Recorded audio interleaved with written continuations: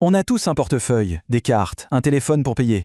Mais est-ce qu'on s'est déjà vraiment posé la question de savoir d'où tout ça vient? C'est un voyage assez fou en fait. Ça part du simple troc pour arriver à des paiements gérés par l'intelligence artificielle. Eh bien, c'est cette histoire secrète qu'on va explorer ensemble aujourd'hui. Alors écoutez bien ça, le futurologue Brett King a dit un jour « Pourquoi j'utilise une technologie des années 1970 en 2023 ?» Une technologie des années 70, de quoi il parle? Eh bien il parle de notre carte de crédit, oui, cet objet qu'on utilise tous les jours a en fait un demi-siècle. C'est fou, non? Alors la question c'est comment on en est arrivé là? Et surtout, vers quoi on se dirige?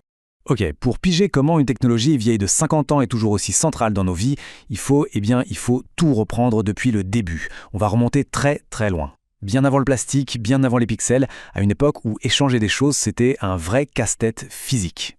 Au commencement, il y avait le troc. L'idée est super simple, n'est-ce pas? J'ai des pommes, je veux du pain, on échange. Sauf qu'il y a un hic énorme. C'est ce que les économistes appellent la double coïncidence des besoins. En gros, il faut non seulement que je veuille ce que l'autre a, mais il faut aussi que l'autre veuille pile ce que j'ai à offrir et au même moment. Imaginez la scène. Un fermier a besoin de chaussures. Il va voir le cordonnier avec ses carottes. Mais le cordonnier lui croule déjà sous les carottes. L'échange ne se fait pas. C'est bloqué. Face à ce problème, l'humanité a une idée, mais une idée de génie. Vraiment. L'idée c'est, puisque c'est un cauchemar de faire correspondre les besoins de tout le monde, et si on créait un truc intermédiaire? Un objet que tout le monde accepterait, peu importe ce qu'on vend ou ce qu'on achète. Une sorte de joker universel. C'est la naissance de l'idée d'une monnaie. Et cette solution, elle a pris la forme des toutes premières pièces de monnaie, vers le 6e siècle avant notre ère. C'était révolutionnaire pour plusieurs raisons. Déjà, c'est petit, c'est facile à transporter, c'est solide, et surtout, la valeur est garantie par un sceau officiel. Ça change tout. Le commerce devient tout d'un coup beaucoup plus simple, plus fiable, et il peut enfin dépasser les limites du village. C'est vraiment là que le commerce à grande échelle commence à naître. Allez, on fait un bond de géant dans le temps. On avance jusqu'au 20e siècle. Une autre révolution se prépare. Et cette fois, l'ingrédient magique, ce n'est plus le métal, c'est le plastique. Et là, tout s'accélère à une vitesse folle. Regardez bien. Ça commence en 1950 avec une carte, en carton à l'époque, juste pour payer au restaurant. À peine 8 ans plus tard, American Express sort la première carte en plastique. En 66, bam, les géants Visa et Mastercard débarquent. Et puis, la technologie prend le relais. Années 70, on ajoute la fameuse bande magnétique pour que ça aille plus vite au moment de payer. Années 80, on invente la carte à puce pour rendre le tout beaucoup plus sécurisé. En 30 ans à peine, on a complètement redéfini la manière de payer. Et voilà, on revient à notre point de départ. Cette bande magnétique, inventée dans les années 70, eh bien elle est toujours là, sur le dos de pas mal de nos cartes aujourd'hui. C'est exactement de ça que parlait Brett King au début. Une technologie qui certes a fait ses preuves, mais qui a un demi-siècle. Ça fait réfléchir, non? L'étape suivante, c'est un changement encore plus profond. L'argent va commencer à se dématérialiser. Il va passer de l'état d'objet physique à celui de pure information, de simples données. C'est là qu'on entre de plein pied dans l'ère numérique.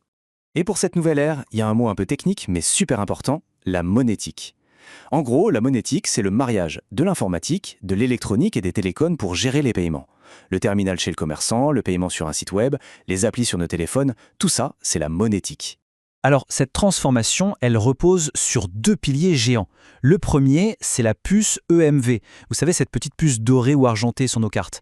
Elle a rendu les paiements en magasin hyper sécurisés, quasi impossibles à frauder. Et le deuxième pilier, bien sûr, c'est Internet. D'un coup, les frontières n'existent plus et on peut acheter n'importe quoi, n'importe où, depuis son canapé. Et en parlant d'Internet, il y a un moment clé. En 1998, une petite start-up qui s'appelle PayPal débarque. Et leur idée est simple, mais géniale. Permettre d'envoyer de l'argent à n'importe qui avec juste une adresse email. Ça a l'air banal aujourd'hui, mais à l'époque, ça a complètement changé la donne et ça a vraiment lancé le commerce en ligne pour le grand public. Mais alors, concrètement, quand on pose sa carte ou son téléphone sur le terminal et que ça fait bip, qu'est-ce qui se passe vraiment? On a l'impression que c'est instantané, mais en réalité, c'est une chorégraphie hyper complexe et ultra rapide. En une fraction de seconde, l'information part du terminal, va à la banque du commerçant, passe par le réseau Visa ou Mastercard, file jusqu'à notre propre banque qui doit dire oui ou non, et puis tout le chemin inverse se fait pour donner le feu vert. Le tout en moins de temps qu'il n'en faut pour le dire. Ce qui nous amène à aujourd'hui. L'ère dans laquelle l'objet qui ne nous quitte jamais, qui est quasiment greffé à notre main, est aussi devenu notre portefeuille. Je parle bien sûr du smartphone. Ces 10 dernières années, le mot d'ordre, ça a vraiment été la simplification à l'extrême. On a eu le sans contact, puis nos cartes ont été aspirées dans nos téléphones avec les digital wallets comme Apple Pay ou Google Pay. Pour les achats en ligne, on peut même générer des cartes virtuelles qui s'autodétruisent après un seul achat. Le but de tout ça? rendre l'acte de payer de plus en plus simple, de plus en plus invisible. Le grand concept derrière tout ça, c'est la dématérialisation. L'idée, c'est de faire disparaître complètement l'objet physique. Fini le portefeuille en cuir, fini les bouts de plastique, tout ce dont on a besoin est dans une seule application, sur notre téléphone. Bon, on a vu le passé, le présent, et maintenant, si on se projetait un peu, on va parler du futur. Un futur qui, franchement, a des airs de science-fiction, mais qui arrive beaucoup plus vite qu'on ne le pense. On retrouve notre futurologue Brett King. Pour lui, les applis de paiement qu'on a aujourd'hui, ce n'est qu'une transition. L'étape d'après, ce sera le compte en banque dopé à l'intelligence artificielle. Imaginez un peu, une IA qui ne fait pas que payer quand on lui demande. Non, une IA qui analyse, qui conseille, qui optimise, un véritable coach financier personnel qui vit dans notre téléphone. Et là, ça pose une question assez vertigineuse. Pensez-y, une IA qui scanne toutes vos dépenses, qui anticipe que votre assurance voiture est trop chère et qui en négocie une meilleure pour vous, toute seule.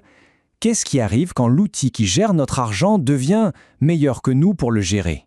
Et ça va peut-être encore plus loin. L'étape d'après pourrait même nous faire oublier nos téléphones. Brett King imagine un monde avec des lunettes connectées, par exemple.